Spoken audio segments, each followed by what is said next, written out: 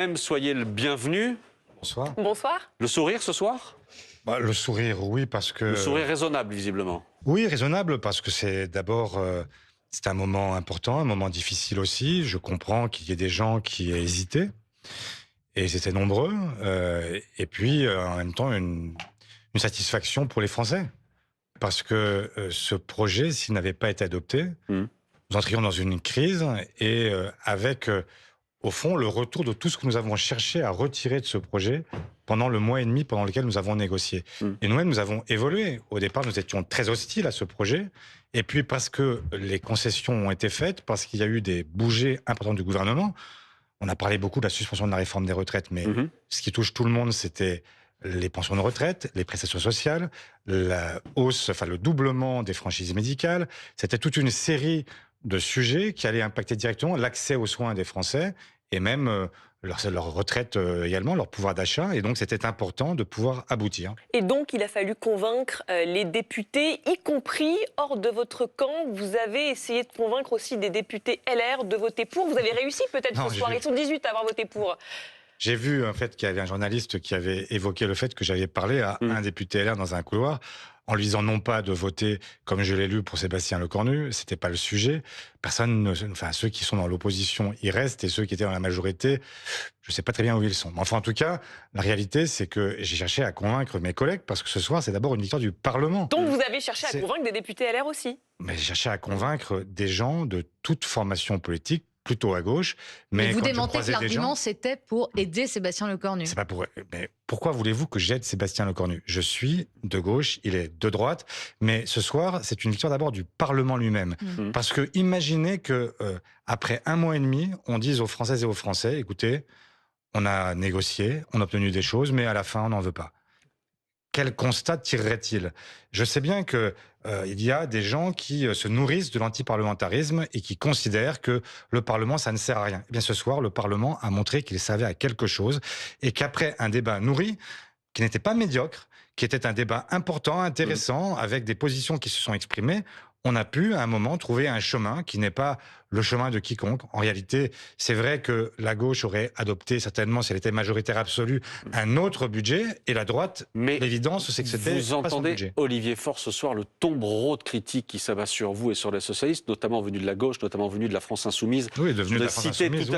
Je voudrais citer ce que disait tout à l'heure Mathilde Panot, qui disait que vous et les Insoumis, vous aviez été élus sur un mandat de rupture avec le macronisme, et que vous ne respectiez plus ce mandat-là, ce mandat de rupture avec le macronisme. Qu'est-ce que vous lui répondez? Mais Mathilde Panot, ce soir, elle a voté en réalité contre le fait que désormais, eh bien, par exemple, les pensions de retraite vont pouvoir être réindexées, qu'on va pouvoir... Indexées sur l'inflation. Oui, mais enfin, c'est quand même un problème. C'est que si on avait voté contre, on serait revenu au projet originel avec les ordonnances. Et qu'auraient obtenu les Français? Le gel de leurs pensions, de leurs prestations, le doublement de leur franchise médicale. Bref, vous connaissez l'argument des Insoumis sur ce point-là. C'est-à-dire que si on allait aux ordonnances, il y avait censure et le gouvernement tombait, parce que vous auriez voté et vous auriez fait tomber aussi sans doute le gouvernement. Écoutez, je ne fais pas de politique fiction. Moi, ce que je sais, c'est que les Insoumis ont été capables... Vous venez d'en faire de la politique fiction en disant si on n'avait pas voté, il y aurait les ordonnances. Parce que c'était le cas. Il y avait des ordonnances qui étaient évidemment derrière. Et moi, ce que je vous dis, c'est que quand je vois que les Insoumis, qui se sont battus avec moi dans la rue contre la réforme Borne, ont voté, tenez-vous bien, contre la suspension de la réforme des retraites. Contre. Pas abstention, pas parti faire un tour pendant qu'on votait là-dessus. Non, ils ont voté contre. Quel est le sens de gens qui se sont battus et qui disent « mais parce qu'on n'a pas tout obtenu, c'est pas encore l'abrogation, donc la suspension, c'est pas assez, donc on vote contre ». Enfin, moi, quand j'ai une victoire possible, maintenant, pour les gens, pour ceux qui vont pouvoir partir plus tôt à la retraite, je la prends. Parce que c'est comme ça qu'on doit faire de la politique. C'est pas en inventant des grands soirs qui ne viennent jamais. Parce que moi, je veux bien aller jusqu'au bout de votre fiction. On aurait dissous. Et qu'est-ce qui se passe? Est-ce que vous pensez sérieusement que la France Insoumise serait majoritaire à elle seule au Parlement et qu'elle pourrait imposer l'abrogation de la réforme des retraites? Tout le monde sait bien que ça n'est pas le cas. S'il y avait demain une démission du chef de l'État, est-ce qu'on est sûr que Jean-Luc Mélenchon serait élu? Est-ce que vous pouvez me dire, vous, à travers les enquêtes d'opinion, alors que les enquêtes d'opinion disent exactement l'inverse, elles disent que c'est le plus mauvais candidat face à Jordan Bardella au second tour, qu'il serait battu à plat de couture. Mais au-delà des sondages, vous le dites aussi, vous, que ce serait le plus mauvais des candidats? Mais je regarde les sondages, je ne suis pas sondeur. Je dis simplement que l'évidence, c'est qu'il parvient, lui, à unir toutes les droites entre elles contre lui. Mais c'est pas là le sujet. Ce que je veux dire, c'est que les gens qui attendent le grand soir, il n'est pas encore à notre porte. Et donc, si on n'a pas de grand soir, au moins qu'on n'ait pas des matins blêmes avec des gens qui découvrent demain matin que finalement, leurs pensions vont diminuer. On est à la veille de Noël. Oui. Est-ce que vous pensez que les gens, ils veulent qu'on leur dise, mais vous savez que si demain il y a une élection présidentielle, peut-être qu'un homme ou une femme de gauche l'emportera et donc à ce moment-là, vous serez récompensé de vos efforts. Non, ce qu'ils veulent savoir, c'est maintenant ce qui peut se passer et savoir que l'année prochaine, leur pouvoir d'achat sera préservé grâce à nous. C'est ça que j'ai cherché dans ce débat-là et uniquement cela. Et on évoquait les critiques acerbes de la France insoumise, elles sont aussi venues de la part du Rassemblement national, sans surprise. Et quand on regarde cette photographie de qui a voté quoi aujourd'hui dans cet hémicycle, est-ce que on constate que ce bloc central s'est élargi au Parti socialiste? C'est assez étonnant de le constater. Est-ce que vous considérez aujourd'hui faire partie finalement de cette majorité qui n'en est plus une, mais en tout cas des critiques qu'on vous adresse? Est-ce que vous faites partie de ce bloc-là en soutien finalement du gouvernement? C'est aussi ridicule de dire que je suis dans un bloc central avec les macronistes que de dire que LFI égale le RN. Je pourrais dire ça aussi, il y a un bloc qui s'est opposé, c'est LFI et le RN. Massivement, à l'unanimité. Unanimement. Donc est-ce que je dis ce soir que LFI et le RN c'est la même chose? Je dis que non. Je dis que ce n'est pas la même chose. De la même façon que quand moi je vote sur un texte avec des macronistes, avec des gens qui sont issus de ce fameux bloc central, je ne suis pas devenu macroniste, ils ne sont pas devenus socialistes. Mais donc vous êtes désormais dans une opposition utile, ce sont les mots employés notamment par Boris Vallaud aujourd'hui dans Le Monde. Est-ce que ça veut dire que dans les prochains jours, alors qu'on va parler bientôt du budget de l'État qui va revenir à l'Assemblée nationale, est-ce que là encore vous allez être dans cette opposition constructive et peut-être allez-vous envisager à nouveau des alliances avec le camp macroniste? Mais là-dessus, soyons justement, c'est bien que vous me posiez la question. En réalité, sur la partie du budget de l'État, on est pour l'instant très très loin d'être proche d'un compromis. Ce qui s'est passé en première lecture, vous avez observé que d'ailleurs tout le monde avait voté contre la première lecture, mais nous sommes très loin de la moindre concession qui a été accordée à la gauche sur un budget sur lequel nous demandons, nous, de la justice fiscale. Nous demandons à ce que ce ne soit pas toujours les mêmes qui payent, pardon, et qu'on ait le sentiment qu'à un moment, les ultra-riches ne sont pas les seuls épargnés par le budget. Mais vous avez pris soin de dire pour l'instant. Mais parce que je suis ouvert au dialogue toujours. Si demain, en fait, je prends un exemple qui n'est plus possible parce que le règlement de l'Assemblée fait qu'on ne peut plus réintroduire la taxe Zuckman, mais simplement pour être compris. Moi, je continue à la porter. Je continue à croire que si demain nous sommes majoritaires, nous devrons imposer la taxe Zuckman parce qu'elle permet d'introduire de la justice et notamment de faire payer ceux qui ne payent jamais rien et qui sont pourtant les plus riches d'entre nous. Mais ça, a priori, c'est un niet total. C'est un niet total en première lecture. Et de toute façon, parce que ça n'a pas été adopté en première lecture, nous ne pouvons pas y revenir en deuxième lecture. Mais il y a d'autres voies possibles. Moi, j'aimerais, par exemple, par exemple, sur la surtaxe de l'impôt sur les sociétés, il était de 8 milliards l'an passé, il est passé à 4 milliards cette année. Et le Sénat l'a même ramené à 0. Eh bien, par exemple, ça fait partie des sujets sur lesquels j'espère qu'on débattra. Mais on verra bien ce qu'ils sont prêts à faire et comment est-ce qu'on envisage ce PLF. Mais pour l'instant, je vous le dis, on est tellement loin que je peux même pas dire le compte n'y est pas. C'est que pour l'instant, il n'y a aucune voie de passage pour arriver Alors que ça vous semblait plus facile avec le budget de la sécurité sociale initialement ou le chemin était compliqué également? Ça me paraissait compliqué aussi, donc je ne dis pas que nous n'arriverons à rien. Je dis simplement que pour l'instant, l'évidence, c'est que nous n'y arriverons pas dans les délais qui nous sont fixés. Et donc, vraisemblablement, nous passerons par une loi spéciale pour éviter ce qu'on appelle le shutdown à la française, enfin pour éviter que d'un seul paralysie coup, budgétaire. Tout soit paralysé. Vous êtes convaincu que la loi spéciale sera l'outil utilisé par le Premier ministre ce soir? Ça fait... Je n'en sais rien. Ça paraît inéluctable selon vous. Mais ça me paraît... Enfin, je vous dis à partir de ce que je connais et de ce que je comprends de ce que sont prêts à faire ces gens qui appartiennent au bloc central. Les délais sont trop courts, en fait, c'est ça. Les délais sont courts et surtout, je vois l'opposition très nette de toute forme à toute forme de justice fiscale par les LR, par Horizon, par Ensemble pour la République, par le MoDem. Et donc, je ne vois pas très bien comment on y parviendrait. Si demain, ils sont prêts à réinstaller des outils qui sont ceux de la justice fiscale, par exemple, en faisant un ISF qui rapporte vraiment de l'argent, s'ils sont prêts à revenir sur la surtaxe IS, s'ils sont prêts à abandonner la fin de la CVAE, s'ils sont prêts... Il y a toute une série de sujets sur lesquels On peut discuter. Ils on seront verra ce prêts qu'ils si font. vous êtes prêt en contrepartie à faire des économies. Qui nous disent lesquels, parce que c'est toujours pareil. En fait, ils veulent des économies, mais sur qui et sur quoi? Moi, je suis prêt à ce que, sur le projet de loi de financement de la sécurité sociale, par exemple, pour revenir au PLFSS, on aurait pu faire des économies nombreuses. Vous avez aujourd'hui 80 milliards d'exonérations de cotisations sociales qui sont distribuées aux entreprises chaque année. On aurait très bien pu en reprendre une partie.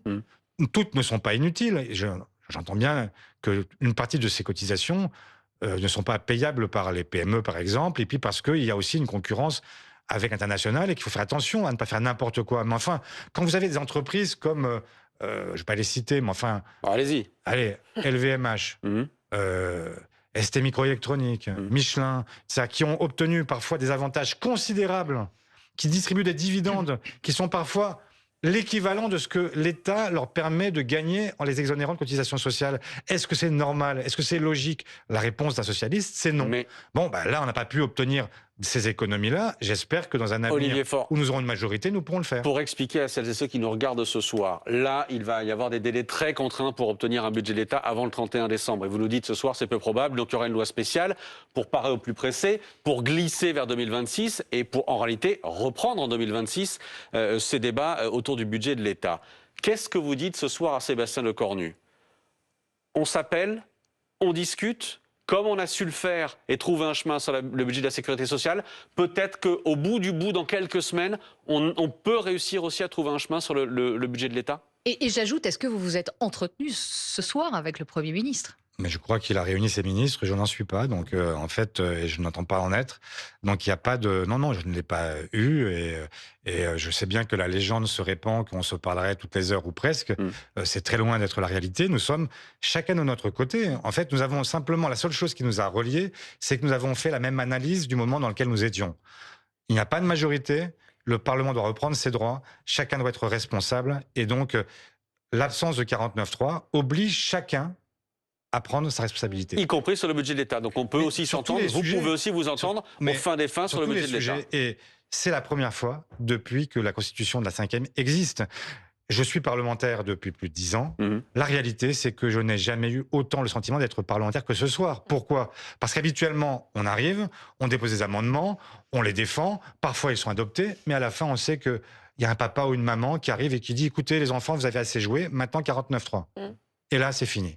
Et donc, cette fois-ci, il n'y avait pas de 49.3. Nous savions que chaque vote comptait, qu'à chaque moment, nous avons pu obtenir des gains, parfois des pertes Alors, aussi. une Et ça a été, précision. le Parce que fait, pas seulement de mon groupe, de tous les groupes parlementaires. vous dites qu'il y a des gains sur le pouvoir d'achat. Il y a aussi des pertes pour le pouvoir d'achat. Le milliard d'euros qui va être réclamé avec ce budget de la Sécu aux mutuelles, ce sont les Français qui vont le payer. Ça, c'est une perte pour leur pouvoir d'achat, on est d'accord? Non, vous savez très bien pourquoi. Parce que les tarifs des mutuelles ont été fixés au mois de juin.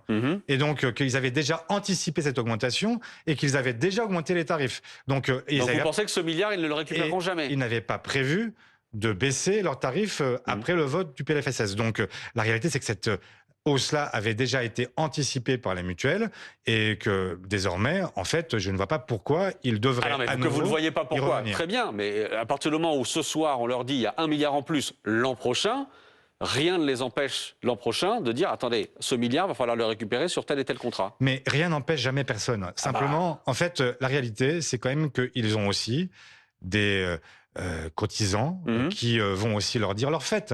Ils vont aussi leur dire qu'ils ne peuvent pas, enfin, ils n'accepteront pas de voir leurs cotisations augmenter indéfiniment, alors même qu'elles ont déjà augmenté l'an passé et que cette hausse de 1 milliard que vous évoquez, elle est absorbée déjà. Mais vous nous dites ce soir que c'est possible. En réalité, c'est possible, malgré tout. Malgré tout ce que vous dites, c'est possible qu'il y ait un rattrapage l'an prochain. Mais même s'il n'y a pas de taxe de 1 milliard, de toute façon, c'est possible. Nous ne contrôlons pas, et c'est heureux, nous ne contrôlons pas toutes les entreprises de France. Quand on prélève des impôts sur les entreprises, vous pouvez avoir le même discours. D'ailleurs, je suis surpris que ceux qui s'interrogent sur la taxe sur les mutuelles ne s'interrogent pas quand on taxe les entreprises. C'est la même chose. Elles peuvent dire on va le répercuter sur les prix parce qu'on veut des marges qui soient suffisantes. Donc, quand vous augmentez les impôts des grandes entreprises, elles peuvent dire écoutez, demain, on le répercutera sur les clients. Donc, tout est toujours possible. Simplement, à un moment, il y a une rationalité qui doit jouer aussi. Et tout le monde doit jouer le jeu parce que le patriotisme, ça n'est pas simplement le fait des parlementaires, ça va être aussi aussi le fait des chefs d'entreprise, des mutualistes, de toutes celles et ceux qui ont en commun notre pays. Vous l'entendez d'ailleurs, vous entendez l'inquiétude des patrons aujourd'hui encore qui signent des tribunes dans les journaux, qui disent que cette Assemblée nationale-là, elle est déconnectée des réalités économiques du pays, qui se disent inquiets, qui voient le déficit filer. Qu'est-ce que vous leur répondez ce soir ? Mais que le déficit filerait s'il n'y avait pas de PLFSS. Jusqu'à quelle heure, les amis ? Et que c'est précisément parce que nous avons voté un PLFSS... Mais il file toujours. Ah bah il file toujours, bien sûr. On est à plus de 20 milliards d'euros. Oui, on a un peu plus de 20 milliards d'euros. Mais si on ne faisait rien... En partie à cause du Parti socialiste qui a demandé des dépenses supplémentaires. En partie parce que nous avons cherché à protéger les Français, parce que nous considérions qu'il était impossible de demander à des gens qui ont déjà tant de mal à finir leur fin de mois, de leur prélever en plus le montant de l'inflation. C'est ça que nous avons obtenu. Mais en fait, si on veut trouver de l'argent, nous avions des réponses. Nous aurions pu augmenter la CSG sur le capital davantage que nous ne l'avons fait. Nous aurions pu aussi supprimer des exonérations de cotisations. J'entends ces chefs d'entreprise qui nous disent « Ah, ça va pas ». Mais enfin, que sont-ils prêts à faire eux ?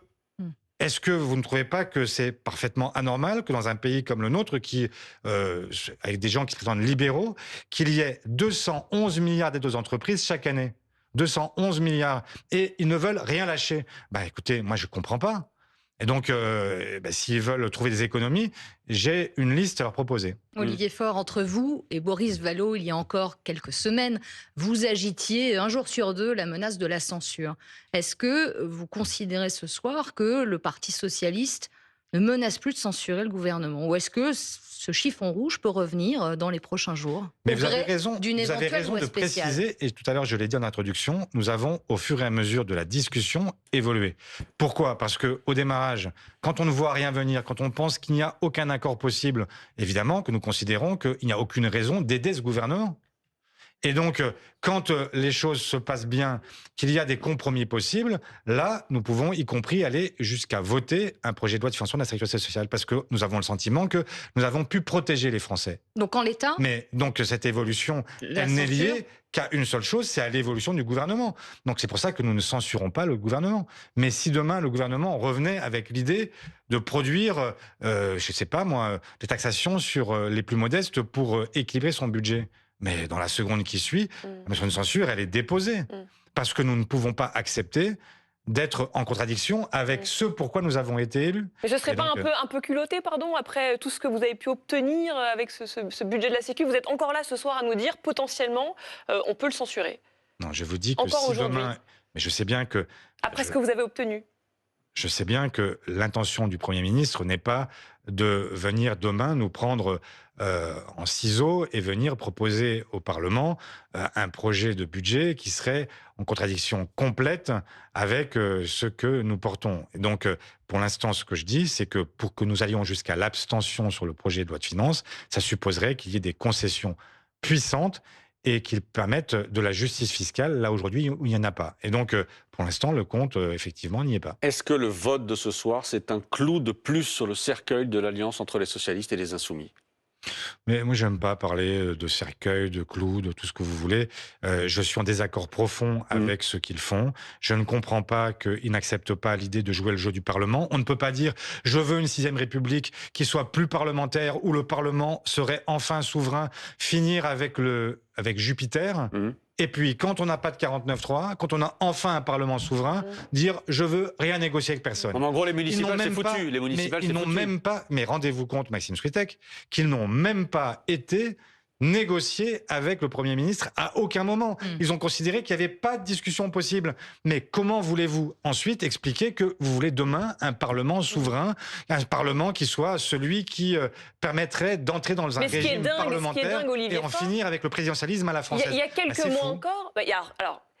il y a quelques mois encore, vous signez une alliance avec ce même groupe, avec la France Insoumise. Là, maintenant, vous êtes là à nous dire ils sont des irresponsables, vous ne comprenez pas leur jusqu'au-boutisme. Qu'est-ce qui s'est passé entre-temps, l'espace de quelques mois? Comment vous analysez le comportement de vos ex-alliés? On peut dire ça comme ça maintenant. Qu'est-ce qui s'est passé? Il s'est passé quelque chose de malheureusement assez simple et une maladie assez répandue, qui est la présidentielle, avec des gens qui sont obsédés par la présidentielle. Il n'y a que ça qui compte. Donc, alors même que c'est le parti qui nous expliquait que le président tout-puissant, c'était l'horreur et qu'il fallait s'en écarter au plus vite, désormais, plutôt que de passer par le Parlement, il n'y a plus qu'une élection qui compte, c'est la présidentielle, la présidentielle, la présidentielle. Il faut que Macron démissionne, il faut qu'on l'ait tout de suite.